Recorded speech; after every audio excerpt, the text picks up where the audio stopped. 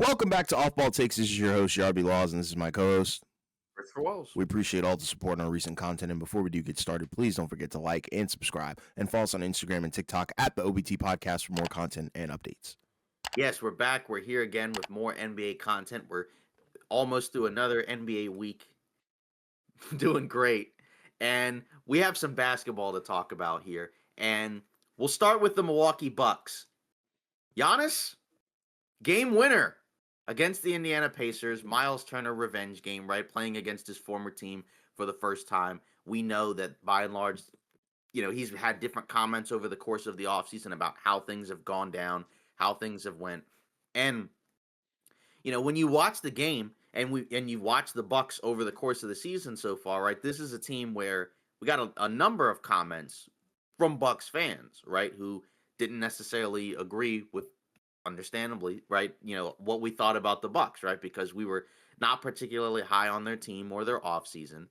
And so far, through the first 7 games or so, they've certainly quelled and quieted whatever concerns that some people had, right? Because there were analysts who were split on this team. There were people who felt like regular season-wise they'd be good. I don't think anybody's picking them to win the East, right? But it was more so, is this a good team or is this a bad team? Right. And so far through the first 7 games, it's been a good team, right? There have been some adjustments in terms of guys in the rotation, right? Kuzma now is a 6th man, right? Ryan Rollins in the starting lineup developed all of a sudden now as like a 2-way tour de force as a guard. You got Giannis with a bunch of shooters around him, right? There's not a single guy that plays in this lineup, that plays in this rotation that really can't space the floor. Right, unless you count maybe Jericho Sims, but that's pretty much it, right? Everybody else can space the floor for Giannis, give him room to work. He can do whatever he wants, right? And he had a fadeaway turnaround game winner over the Pacers defenders. And it's funny, right? Because I watched the Pacer broadcast of this game, right? And they were like, no, because like they were just, obviously they're going to be disappointed that it went in. And it's like, that's the shot that you would want him to take, I guess, even though he's improved as a mid-range guy. But, it's better than him getting to the rim. But just this version of the team where Giannis has the ball in his hands a lot, has a ton of opportunities, got more athleticism, got more defenders, got more shooters. You can see why, people were high on this team. I think the main question is whether or not they're actually going to be capable of making a deep run. And that's where I'm not sure people are quite as convinced. But, the Eastern Conference is pretty open, and there are some things that have happened, right? Say with the Atlanta Hawks. Now we know that Trae Young is going to be out for at least a few weeks, and we'll talk about that, once we get through our Bucks talk, right? The Magic kind of struggled early, right? So is this a good team to you? I think I would say at the moment, yeah. Me personally, I don't believe that it's going to be sustainable, right? We talked about that in the short, talked about that, a couple episodes ago pretty much, but you do have to, acknowledge that there is, some form of development. And I think the bridge piece here is definitely going to be Ryan Rollins, right? Because with the departure of Damian Lillard, people were like, okay, well, yeah, Dame wasn't, the greatest, I guess, pairing with Giannis. On paper, yes, it was beautiful, but in practice, not so much. So then people were kind of like, well, you are losing out on Dame. You bring in Miles Turner.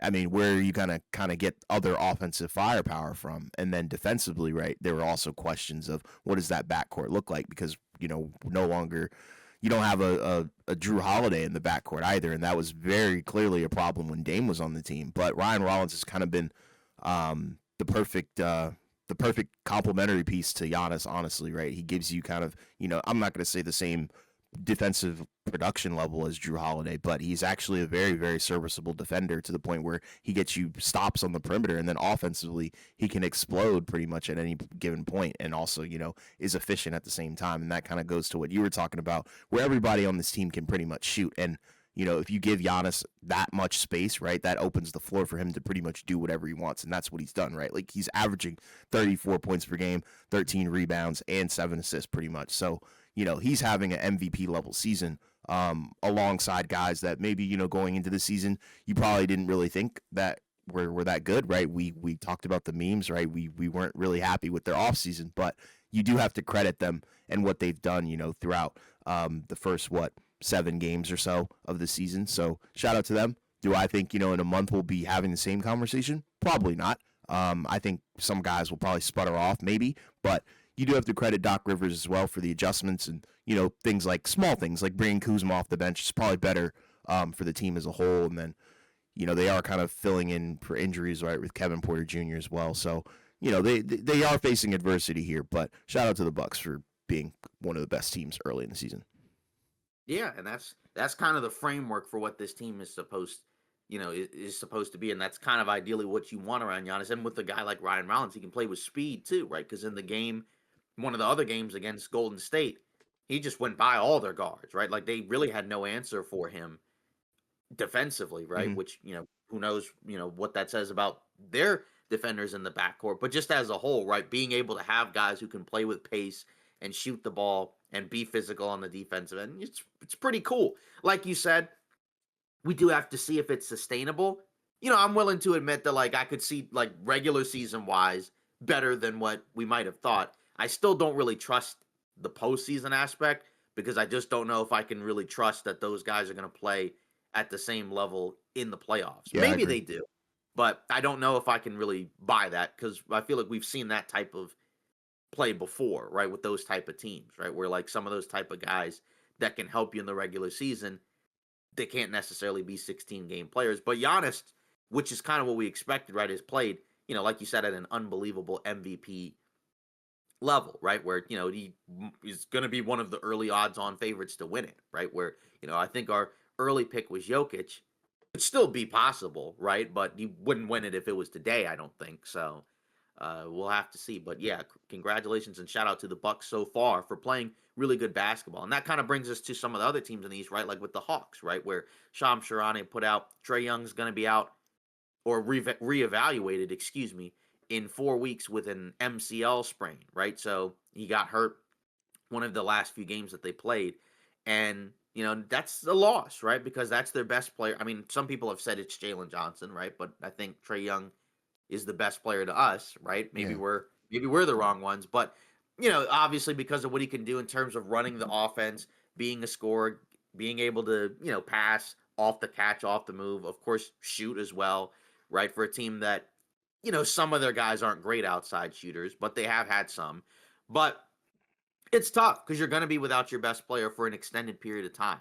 But ideally, this is where some of these other guys are going to have to shine and get some more opportunities. Like Jalen Johnson's probably going to have more responsibility now, right? You're probably going to have to ask more of Nickeil Alexander-Walker and Dyson Daniels and Porzingis and Risa It's just, you do kind of wonder now, with one of your offensive engines gone, does that potentially maybe hurt them defensively? Because now all these guys have more offensive responsibility.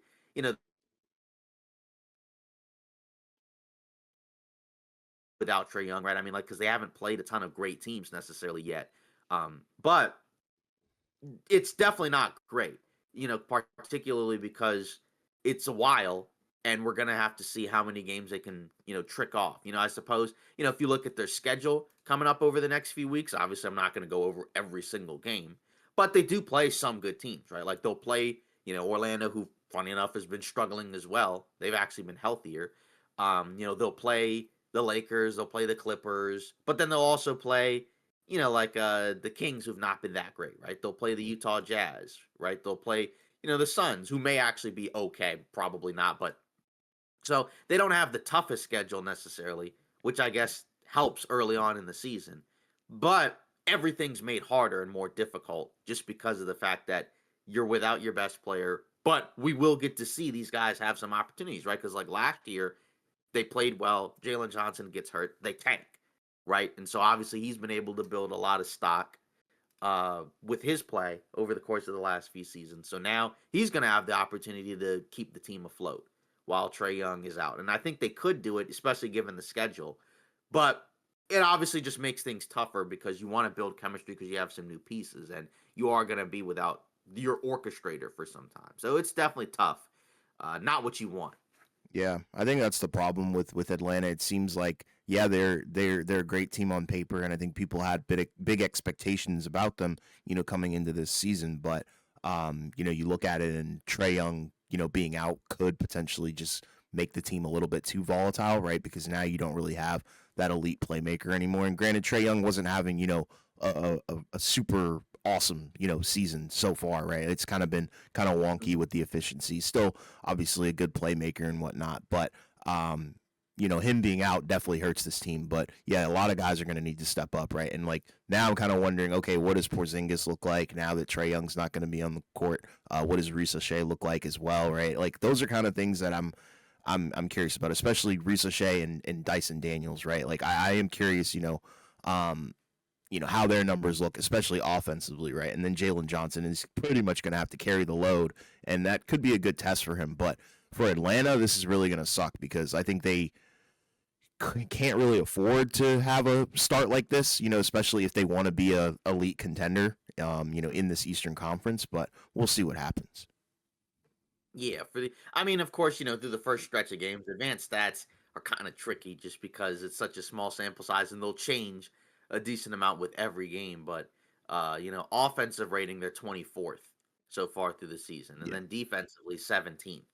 Not great, right? And they're below 500, so that's the other part that hurts as well. But it is funny, right? Because that is the danger in terms of like going with teams like the Magic and the Hawks, where so far they've not been world beaters to begin the season, right? The Magic have gotten a couple wins recently under their belt to maybe bounce back, but that was kind of the danger in going with them, just where they haven't proven necessarily as much as some of these other teams in the Eastern Conference, which is one of the reasons why they weren't necessarily looked at as tier one teams, right? But, even say the Knicks and the Cavs haven't been on fire either. The Cavs have, in fairness, been shorthanded. Garland's supposed to be back pretty soon, but then the Knicks have had like weird games at times. And now, like I said, they've won a couple games now, but it's kind of hard to get a read, on, some of these teams now, right? Where it's like, are you down on those Eastern Conference teams more than you were before? Or is it just kind of too early to tell? It's really early, but when it is this early, I guess it is kind of time for overreactions, right? Like you look at the standings in the Eastern Conference, I don't think a lot of people expected it to look like this. At least I didn't. I did not expect the 76ers, Bulls, and Bucks to be the top three seeds in the Eastern Conference at the moment. So, Cleveland, New York might just be going through some really like wonky early woes, but I really did expect them to kind of come out the gates firing. Orlando as well, Atlanta, that was another team that I had picked, Yeah. to be, come out the gates firing. So maybe just slow, awkward, weird starts for a lot of these guys, but it is really contingent on, some of the superstar play. Like, if Trae Young doesn't have, necessarily a great, offensive, showing. I mean, he's not going to give you anything defensively, so that puts a lot of pressure, I think, on the rest of the team. Same thing with a team like Orlando, right? Like if Paolo is kind of just out there doing whatever and not really showing a whole lot of progression and maybe signs of more regression, if not more than anything, it's like, okay, well then yeah, maybe Desmond Bain is probably not going to look as good as well. So I don't know. It is kind of weird. Weird starts for some of these teams, but I'm sure they'll turn it around. But shout out to like Philly, Chicago, Milwaukee for coming out of the gates firing like that. Detroit too.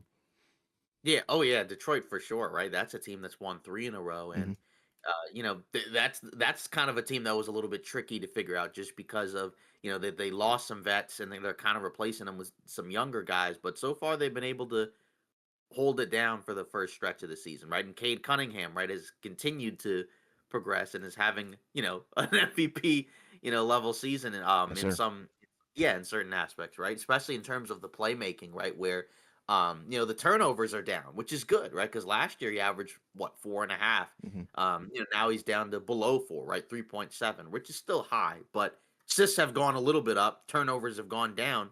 That's what you want to see. Efficiency is a little bit lower, but it's also 7 games in, and they're winning. So and you kind of expect that because they are a little bit shorthanded, with some of these guys out. So it's good to see from them, and we'll see if they can keep it up. Yeah, shout out to Detroit. I've liked what I've seen, especially defensively from them. Like offensively, yeah, it's great. That Cade is kind of like the engine that kind of drives the ship here. But defensively, I've been thoroughly impressed with a lot of these guys and what they've been able to provide. Yeah. Moving on over to a few teams in the Western Conference, right? So the Memphis Grizzlies, what's going on over there? Because now they've lost three in a row. The last time that we recorded, right, that was after the NBA Cup games, right, where the Lakers beat Memphis and then Ja had the quotes to the media right about the coaching, and then I think we didn't know the suspension thing happened, right? That was before, or that was after we had recorded, so we didn't know that was going to happen. But you figured something would occur. Then he comes back, plays for a couple games. Then after their most recent loss against the Pistons, right? They're asking him about, are you playing with joy? And he just basically flatly responded, no. So I don't know what's going on here now, right? Now, this was a team where going into the season, right, they had some injuries, right? But I thought maybe they could, that those guys might not be out as long. Maybe they'll come back. But then obviously, then they had even more injuries, right, to their backup guards. But they started the season off decent, okay, right? Like they were above 500 through the first 5 games.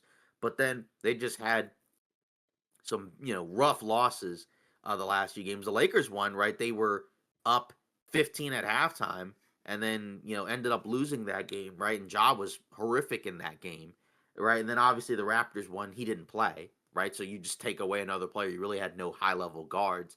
Then you lose to Detroit pretty much from start to finish. And, this team is kind of in a weird spot because if Ja is kind of in this mode where he's kind of, not happy or moody or whatever, right? I don't know how they're going to be able to win a lot of games going forward because, I mean, that's the guy that kind of has to be the leader of this team and rally the troops while, all these guys are out, right? You need your stars to play like high level stars. And if you're not going to get that from him, uh, they're probably going to continue to lose, right? They're 25th in offensive rating. Defensively, they're 24th. So right now they went from an okay team to now they're a bad team, and maybe that changes later on because as we said through the first 10 games, these net rating stats are kind of funky because they'll change, but they don't look very good right now, and he would obviously be part of it, but I don't know what's going to happen, right? Because it seems like they've stood by him for the most part, right? Whenever anything's happened, right? And this wouldn't be the worst of what's occurred with this group, but now I have no clue, right? Just if he's not playing with joy and he's not happy, some type of resolution has to occur. And you fired the coach last year. Can you do it again? I don't know. And if you even do, does that really fix anything or solve anything? Probably not. So what do we do here? Like what do we do with this team? Yeah, this is one of the weirder situations, like that I think we've seen recently, right? And it is odd, like because normally your top guys don't, get suspended like that. But granted, if you paid attention to the games, you could definitely tell that something was off, right? It seemed like, in my opinion, it seemed like he quit on the team, whatever reasons he has. I don't know if they're valid or not. We don't really know what's going on behind the scenes, but it's a lot of gray, and I think we need to figure out the details, I think, to really speak on it. But regardless, it puts you in a hole no matter what, right? Because you're 3-5, and I think they didn't think they would probably be, having a start like this. Granted, the injuries and stuff that does, play into it. But I think, if Ja can play at that superstar level that we've seen him play at, a few seasons ago, then it's like, okay, I mean, yeah, like that should be in theory one of the top teams in the Western Conference, because if you have a top, 15 player, top 10 player, then I think, that's where the conversation needs to be had. But I just don't think his level of play has really gotten back to that point, and that might be a problem, right? Can you really build a franchise around this guy? And that might be the problem at the end of the day.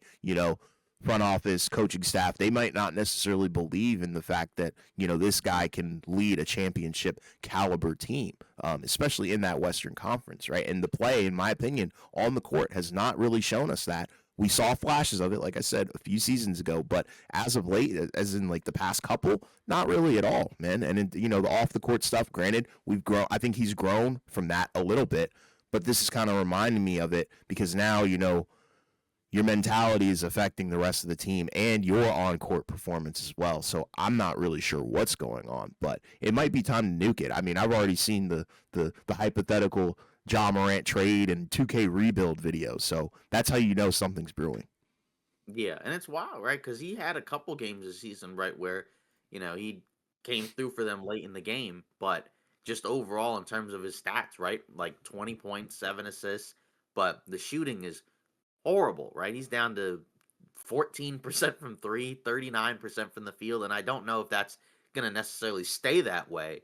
But just, when you go back to some of his other seasons, right? Like I said, the first year we did this podcast, which was the 22-23 season, right? He was giving them like 26 and 8 a game, right? Hmm. Where like the point shooting was still not great, but he was still efficient overall offensively because you couldn't really keep him away from the basket, right? And even the year before that, he was almost at 50% from the field. And in the playoffs, he was shooting well from three, right? He was giving them 25, 26, 27 a game. In the last couple of seasons, those stats are down. Last season, right, the Grizzlies were good before, and then the injuries happened, and then they stunk, right, and couldn't beat good teams for a while. But this team, has not been as good, and they've been hurt, in fairness, right? Like, they don't have their front court guys.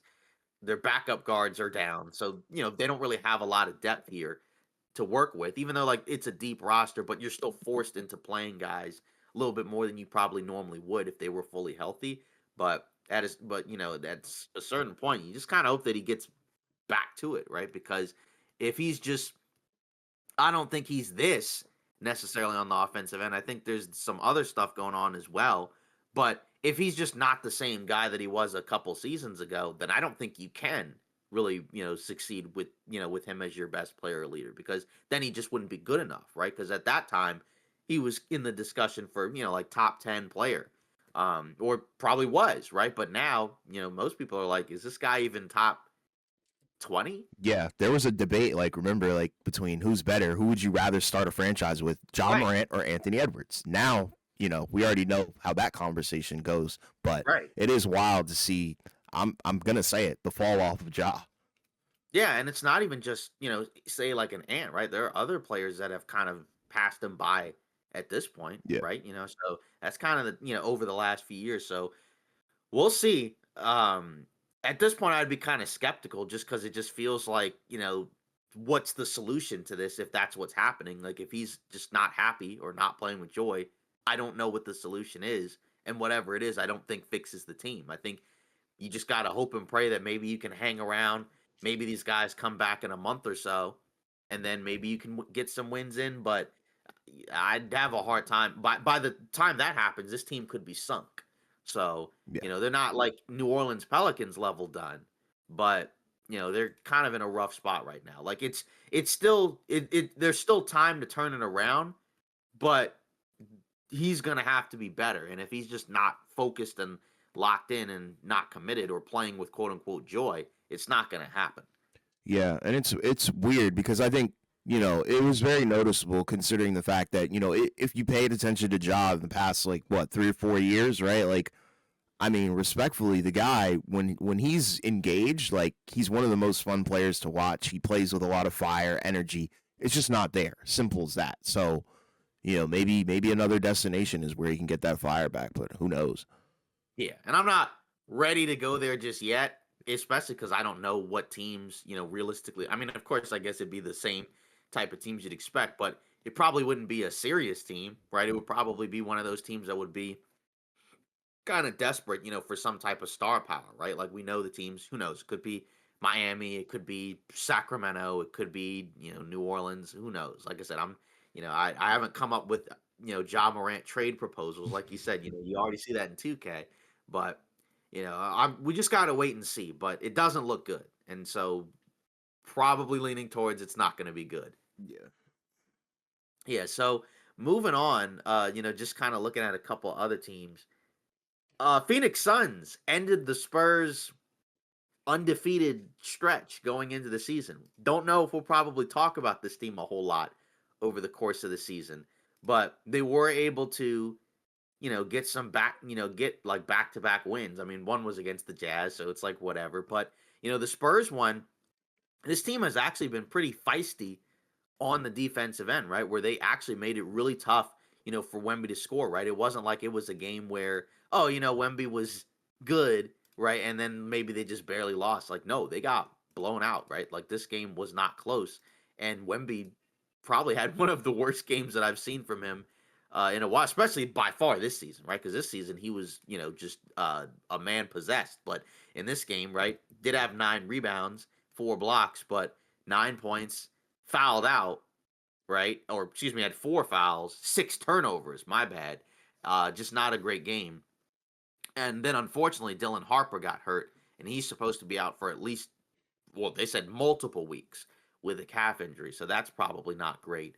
So that's, and with Fox still out, don't quite know when he's coming back yet, right? That kind of hurts. But for the Suns, hey, I mean, for a few games, like I said, they've actually been feisty and have competed on the defensive end, which is not what you could have said about them last year. Devin Booker, to his credit, right, has played very well to begin the season, right? He's averaging 30 points, 7 assists, shooting the ball much better than he was last year, right? He's actually in the 50-40 range, or from three beyond that, because his three had kind of fallen off the last few years. Hmm. So if he can get back up to being like an elite 3-point shooter, off the catch or off the move, off the dribble, while still being able to play make. He is averaging 4 turnovers a game, but in fairness, like they don't have a lot of high level guards, and Jalen Green is out, so that's part of it as well. But uh, is there something with this team? Is there actually something to this team, or is it just kind of early season weird results going on here? I mean, truthfully, I like some things that are happening in Phoenix, right? Like you said, the resurgence of Book is pretty cool, right? To see him kind of be back on the map. Unfortunately, it's just on a roster that I don't think has even playoff, written on them. But, defensively, I think there are some personnel where you kind of are like, okay, I kind of see what the identity is here. But, they just don't have, I think, enough young assets to really, make a push and, be a serious team, right? Like Royce O'Neal defensively, okay, that's serviceable. Ryan Dunn, we already know what he can do. Grayson Allen, solid. But I don't know. I just think this is, early season, weirdness and madness, I think, but like I said, you do have to credit Book for, keeping them, in games and winning them games, point blank period. But, like the Spurs, I think they kind of just crap the bed on this one, right? Like I think Wemby could have had a much better game than this, and I think if he does, then they probably walk away with a win. And then obviously Harper getting hurt didn't help because he pretty much had like 12 points in 11 minutes. So the trajectory of the game, I think, could have gone a little bit differently if San Antonio might have been a little bit more locked in. But shout out to Phoenix because they did come out the gates firing, and like you said, D Book has just been pretty much unguardable this season. Yeah, I mean that's kind of wild, right? Just be considering, like, I think we took the over on Phoenix, right? Which probably was a little bit psychotic. But, I guess there is a world where maybe they might be a little bit better, but like you said, it's still early in the season, so it may not necessarily be sustainable. But if you get a much better version of Book with defense, like you have a chance to be like, you know, not the worst team in the league, but it's going to be tough for them to actually probably be good. So Yeah, we'll see what it looks like when Green comes back. I guess Brooks was out in that game as well. So maybe by the time both of those guys come back, they'll be even a little bit better, a little bit deeper. But yeah, what a weird team. And then for the Spurs, yeah, the injury to Harper sucks because he was really good for them as a rookie on both ends of the floor. And now you're going to be without that for quite some time. And we still don't know when Fox is coming back. Hopefully he comes back soon, but they need one of those guys available to balance out some of this because otherwise you're kind of running out of guards to put out there. And then, on the defensive end, that starts to put a little bit more pressure on Wemby, even more so than what he's already got to deal with. exactly. Yeah, so then we, continue to move on to some of these teams in the Western Conference. The Lakers now have won 4 in a row, including games where a bunch of guys were out. They just got to win over the Portland Trailblazers with no Luka, no LeBron, no Austin. Basically, DeAndre Ayton and Rui offensively kind of carry the load. And we've actually had back-to-back games where you've had some Bronny appearances where he's closing games and actually contributing on both ends of the floor. So I guess the question we ask is this team actually good? Because we have not seen them at full strength, but we have seen a number of games where they're competing and they're able to win, and they're 6-2. And this was a team that I took the over on. But it seems like for the most part so far, they've hit on all their offseason signings. Like Ayton's been good when he plays. Like he's actually he missed the game against the Heat, but this season, I mean, he's giving you production that you were kind of hoping for, right? From on both ends of the floor as a big, right? And then Marcus Smart has given them production, especially on the defensive end and as a playmaker. And then Jake LaRavia, right, has come in and it's just had, a stretch of games where all of a sudden, on both ends of the floor, he's exploded. So, and that's with, like I said, Luka missing 4 games, I think. LeBron hasn't played at all. Austin Reeves has obviously missed a game. So might this team actually be good? Yeah, I think they are, right? And I think it's that win by committee culture and attitude that they've Right. built, right? And obviously That's what we the talked about. yeah, exactly. And obviously the additions help as well, right? Like you bring in a guy, I know, in the Portland game, you bring in a guy like Nick Smith Jr., right? And Right. that was a guy who, coming into that draft was labeled as kind of like a volume shooter or whatever. Definitely was not needed. I think in Charlotte, they were definitely questionable pick there. But for Right. him to be on this team and kind of give you, I don't know, maybe some like Malik Monk moments, like when he was on the Lakers, right? And then Jake LaRavia kind of being, I guess, pretty much the Dorian Finney-Smith replacement, and then some, this early in the season, right? He's been pretty good offensively. He's given you some great games, with all these guys out, right? And then Rui, we know what he can be offensively. I think if you game plan for him, I guess, and kind of scheme for him and make sure, that he's kind of the driving force. And then DeAndre Ayton, we've seen him have, games and pop off when he was in Phoenix as well. So it doesn't necessarily surprise me. I'm not really taken aback by any of this stuff. And I think this is kind of the blueprint that we laid out for this team, right? Granted, we didn't know that Luka and Austin would be out alongside LeBron, but these guys are proving that, they ain't playing around this year. Right. And this is kind of what we talked about where we made the case for they'll be okay and be able to win games while LeBron's out Yep. because you're just kind of assuming like you have Luca, and this was before knowing that Luca was going to get hurt. Where now like Austin's taken a step forward, off the dribble, and as a passer playmaker, where he's basically comfortable running the team's offense, and they've played against some good defensive teams, right? Like I mean, Portland maybe they're not quite as good as what we thought. Maybe we'll see. But like it's a good defensive team. They have a lot of length. They have a lot of athletes. It's not like it's just you're not just gonna easily just walk in and score on them. Mm-hmm. So that's quite an accomplishment, for them to be able to get a win. And then that's where you give credit to Redick as well, right? Because obviously there were questions about him going into last season, and of course there were questions going into this season, right? Given how the playoffs went, still the regular season, but clearly he's got these guys in a mode where they're competing and fighting every game because they haven't really had a game where they just came in and just looked like garbage, right? And just got blown off the floor. Like the Warriors game was probably the closest one, right? They ended up making it a close game, but it got away from them. The Portland one, the first game, wasn't great, but they also had, like that was another one of those games where like nobody was really playing. I Mm-hmm. think Austin was out there. So that's just kind of one of those tricky games. And clearly they learned from the last time they played that matchup. But yeah, it's pretty wild, right, to see how this is, kind of going. And their schedule hasn't been crazy, but it's not been the easiest schedule. And it's certainly made tougher with all these players out because you didn't really expect that going into the season, right? Like the only thing that we knew before the season started was that LeBron might be out, right? But and even then we didn't know how long he'd be out until, closer to the start of the season. So good stuff for good work with them. They'll still probably have to figure out how to balance out the roster on the defensive end, but offensively they've been very, very good. I mean, they're one of the best, like most efficient offenses in the league, even though their 3-point shooting hasn't necessarily been all that crazy. But then you look at, well, there are guys on this roster like LeBron, who's one of their better 3-point shooters that hasn't played, right? And then that kind of, and I do kind of want to see what it all looks like when all those guys are together, right? Because we did talk about net rating wise, they were kind of just average, right? When all three of those guys played together. But I think with the new crop of guys that they brought in, I think LeBron coming back will be a huge positive for them, right? On both ends of the floor. How much can he give defensively every night? We'll see. But they have better personnel than they did, I think, going into the playoffs last season. So and that's big, right? Because before your starting center and your only center was Jackson Hayes. Now you can have Hayes as a backup center.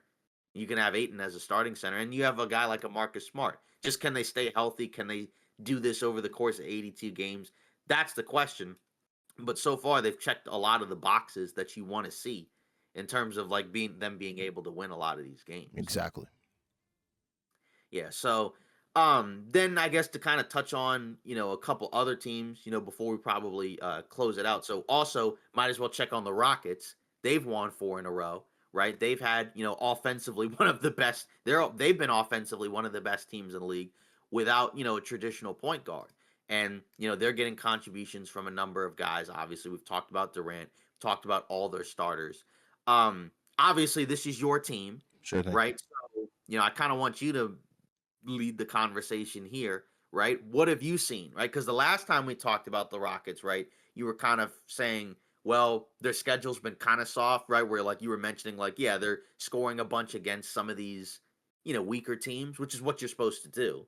But, you kind of said you wanted to see them play more against some better teams. And I guess maybe that hasn't quite happened Nope. yet, but just in terms of what you're seeing, are you encouraged by how the Rockets have played so far?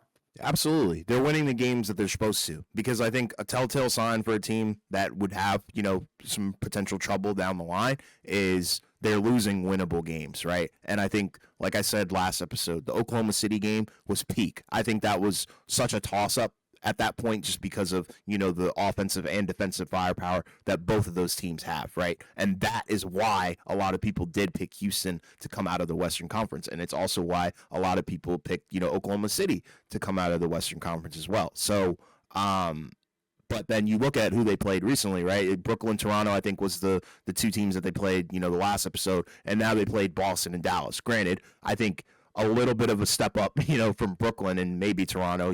It's up to you if you want to make that case or not. But I think in those games you saw a lot more, I think, composure from this team, and that's the thing that I have been noticing is they seem more composed. They're not really rushing things like they were in the season opener, right? It seems like, everything's kind of running smoothly, right? It seems like Katie is somewhat the guy, but Şengün is really the true hub, and you have guys like Amin Thompson, who litter in some great offensive performances as well. Like even a guy like Tari Eason as well. It seems like he's been, contributing on the offensive end. And they've also changed up the starting lineup multiple times as well. They're not really going with that, double big lineup to start games anymore. It seems like they, kind of slot in, I don't know, like a Josh Okogie here and there, which is cool because I think defensively, I think it allows you to be a little bit faster and more switchable, which is cool. Offensively, it doesn't really change up much because we already know Steven Adams isn't really an offensive threat.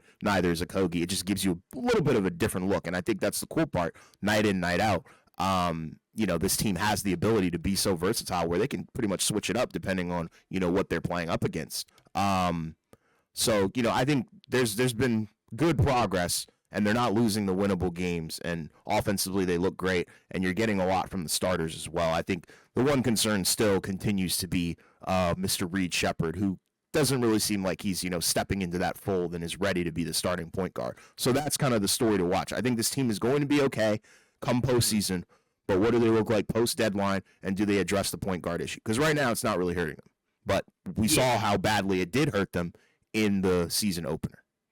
Right. And that's a good point where, you kind of mentioned, like you said, Reed Shepherd, that's a guy to watch because that's a guy that they drafted third overall and put a lot of stock in. And, he's been, like you said, a little bit, I guess, underwhelming, but, the bar was pretty low because he didn't really play much last year. So anything better than G League level would be an improvement.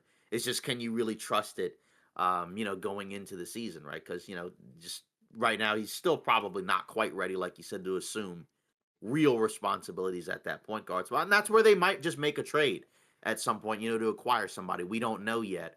Only because, in the playoffs, right? Like, and I've heard I think it was Richard Jefferson, right? He kind of mentioned it on one of the podcasts he was on where he was talking about like, well, there's also elements of like, we got to get some of these guys like certain shots in certain spots, right? The other team's on a run. How do we kind of quell this? And that might be something where that's where you're going to need a point guard come playoff time. And I am curious to see if they actually do address it. But like you said, the good news for them is the fact that they're still beating the teams they're supposed to beat, which we've always talked about is a good sign if you're going to be a really, really good team. And on top of that, you're getting progression from those young guys. Like Thompson and Şengün, you needed them to take a step forward in order to, kind of feel good about their actual chances of competing. If they're like the same guys that they were last year, you wouldn't feel as good about it, right? Thompson, as a 3-point guy, still isn't really working out, but just his comfortableness, having the ball in his hands and making decisions, getting downhill, being more comfortable attacking in space. That's what you want to see. Jabari Smith And Jr. too. Shout out to him as well. yeah, More efficient. exactly. Right, exactly. Right. Him kind of sliding into and being in a role that suits him very, very well, right? Where he's not really monopolizing anything. Any of the opportunities he's got, he's taking, and still moves the ball around and defends and switches and everything. So that's what you want to see. And then, like you mentioned with the Kogi, right? That's kind of been the change where he's in there instead of Adams. And like you said, that probably helps make them a little bit more switchable defensively. I guess it makes you quote unquote smaller, but you're still huge. Yeah, exactly. Right. So, that does, and Adams is better suited, I think, against second units anyways. I don't think you really want him starting. Of course, it's fine to have him close games if you need him to, but, because they'll do that with the double bigs, but just as a whole, right, like you want to be able to, kind of get that length and athleticism and defense out there just because, you need another guy where it's like, this guy is literally out there just to defend and do nothing else. I mean, of course, you want him to hit open shots as well. But, all the other guys have some level of ball handling or shot creation somewhere on the floor, right? So to have a guy out there who's just a defensive specialist, that's pretty helpful. So good signs from them, I would say, right? Yeah. Just like you said, I would like to see them play more against some of the best teams. But the fact that they're consistently winning and winning pretty handedly against the weaker teams is still a good sign. Yeah, exactly. That's what right you would want. now. Yeah, and then conversely, right, we have a couple of teams, right? Now, their records are still okay, right? But we've gotten a little bit of slippage, right, from Golden State, and then the Clippers have been kind of weird, right? Like they lost to the Heat by 1. I've told you before, I still can't figure out that team. I know I was lower on that team, but I don't really know.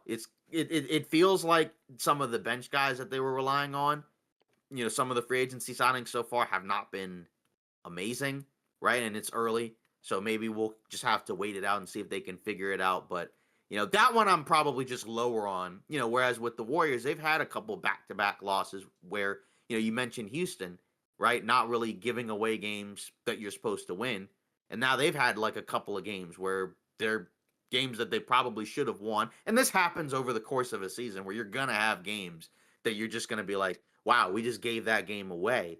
But just in watching them, I'm still kind of concerned about the defensive end of the floor because, I'm watching and Ryan Rollins has been good this year, but he was like unguardable. And it wasn't just that he was on fire and hitting tough shots. He could literally get anywhere on the floor he wanted to.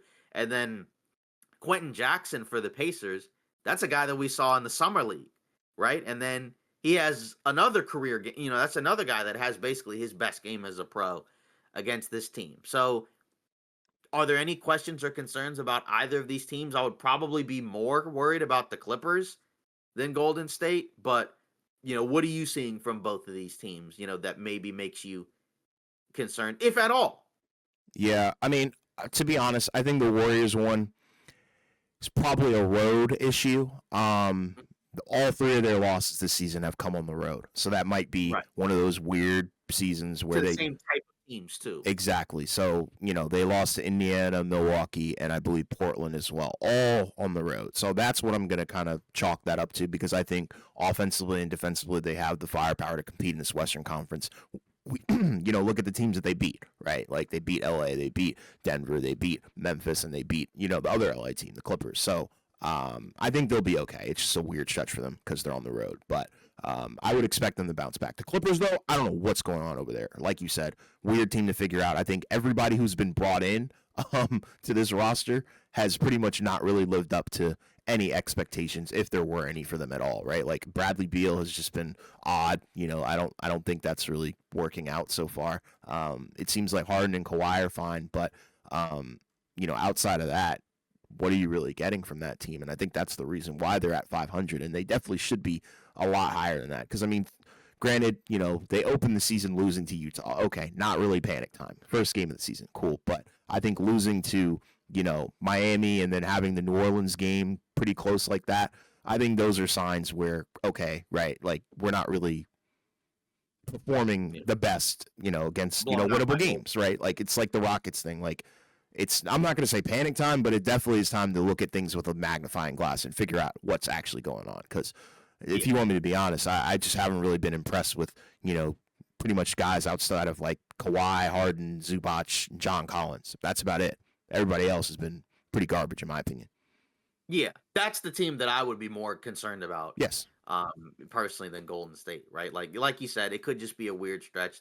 They're a team to keep an eye on, but the Clippers one is the weird one where this is a team that was that was considered on par with all those other teams, and like you said, they've just not really been that impressive. They've been turning the ball over a lot, right? Kind of at an alarming rate, if I'm not mistaken, right? They're actually second in the league in terms of turnovers a game, not in a good way, right? They average almost 18 turnovers a game. The only team that's worse is the Utah Jazz, right? Who are not trying to be a great team, right? Phoenix is right there. Washington's right there. And then you have like a couple of actually good teams where like Houston's there on the list, right? Golden State and the Lakers are, but they're still able to win games because of what they can do, in other areas, right? I don't know. It's not been great for them. There's not really been anything good, like you said, other than their main guys, right? Harden, Kawhi, Zubac, and with Kawhi, like, yeah, that's the good news is that he seems healthy and he's played very well. But all the acquisitions, like you said, have been, in my opinion, just straight up bad, right? Where like Brook Lopez has been bad, not really doing much of anything. Chris Paul, yeah, no. exactly. Yeah. You already know, man. Might be time to hang it up, but yeah. We'll give it some time. Like I said, maybe there's some stuff to work out in terms of playing certain guys together, but it doesn't look good. And they do have the flexibility to make some trades, and maybe that's what the beginning of the season will be about. I don't know what'll be there, but unless those guys can kind of raise their individual level of play, which is possible, I guess, we're still kind of waiting. And once you get to the 20 game mark, that's kind of when you're getting close to the point of you might just be who you are, right? If we revisit this team a month or two from now, say it's like late December, early January, and they're still kind of hovering around 500 somewhere in the play-in, then yeah, like that's probably it, right? Like, I mean, of course they'll probably have to do something, but that probably means that none of the guys have worked out. So this is kind of like borderline worst case scenario, but we'll see if they can pull it together, but it's been bad in my opinion. Exactly. So yeah, they lost to the Heat by 1. They win the game. They're 4-2, right in line with everyone else. It's just kind of weird, but I guess a glass half full statement is they're 500 with all their acquisitions being bad. So that's my point when I'm saying like if those guys maybe start playing better, then maybe then everything will be fine. But that's the tough part is Bradley Beal going to be better? I would hope so, right? Because he wasn't really bad last year. He just couldn't really stay healthy. Sure. He still looked like a good basketball player, I think, right? But this year, and I know he hasn't been healthy either. That's kind of one of the concerns in terms of signing him. But just, 8 points, 1 rebound, 1 assist. I mean, I guess the shooting splits are fine, but he's not really doing anything in 20 minutes a game. So that's going to have to be better, right? You didn't sign him for him to give you that type of production, right? They signed him to be somewhere in line with Norman Powell. Maybe you're not going to get the Norman Powell 82 game numbers, and in fairness, he's a guy that can get hurt as well.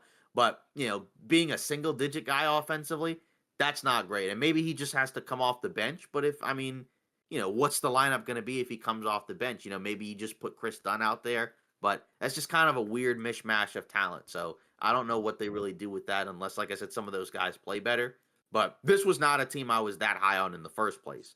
But yeah, with all these teams, we're still within the first 10 games. So it's not like things can't change. But though all their acquisitions are going to need to be better if they're going to be good. Because otherwise, this is going to be this is going to be a play-in team if they keep playing like that. Exactly. Yeah, I agree. Yeah. So any other teams that have caught your eye that, maybe you might want to address? I mean, not really. I think we covered all the big stories, if you want me to be honest. I mean, like, because I feel like the ones at the bottom of the standings, I think, we kind of already predicted like their seasons were going to go like that, maybe outside of potentially like Memphis or, Dallas even. But yeah, it's been an entertaining start to the season. Weird as well, but somewhat to be expected a little bit. Just considering, sometimes the season starts off weird, but things will probably even out around, All-Star break. Yeah, exactly. And that's kind of the cool thing is that you got a number of good teams and teams that are all playing kind of different styles of basketball, right? So that's kind of where I think it's going to be exciting. Of course, we'll see where the cup goes, right? Everybody's favorite event, of course. We all know this. But yeah, so like you said, I just in terms of some of these teams, yeah, when you look at the bottom of the conferences, I don't think there's really that many shockers. Like you said, Memphis would probably be one, but they also so banged up that it's kind of tough, going to be tough for them to win games anyways. Dallas, I just wasn't as high on, but in fairness, they've also had injuries. And then, in the East, I think that's pretty much what you'd expect. In terms of the bottom five, I mean, maybe Boston you thought might be better. Maybe you might thought the Pacers would have been better, but again, injuries. I mean, Pacers have almost nobody in terms of being healthy. And then, at the bottom, right, the Wizards and the Nets, not really a surprise there. Like the Nets, I don't know if they're going to win a game, for a little while. Because, I mean, Yeah. they'll catch somebody. They're not going to go 0-82.